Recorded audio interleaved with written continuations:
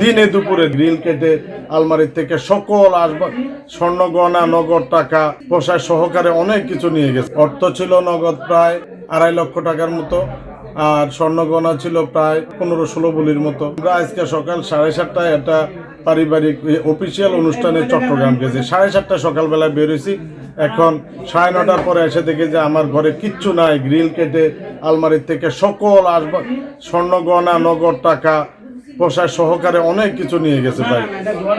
দিনে দুপুরে সকাল আনুমানিক 7:20 থেকে 7:30 রওনা দিছি, আসছে 9:40 থেকে 9:45 রাত।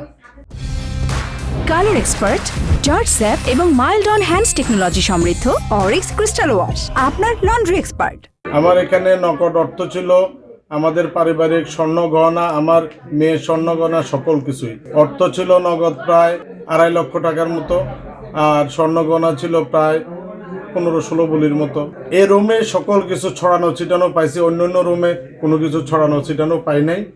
আমি পরিচিত অপরিচিত বুঝি না। দিনে আমরা এখান থেকে এক্সিট হয়েছি, আবার রাতে আসছি। আমরা যে এক্সিট হয়েছি তাহলে অবশ্যই তো এই পাড়া মহল্লার বা এইসব আশেপাশের কেউ কি আছে নাকি, এটা আমি সঠিক জানি না। এটা আসলে আমি মামলা করব, মামলা করলে এবারে পুলিশের তদন্তানের ব্যাপার।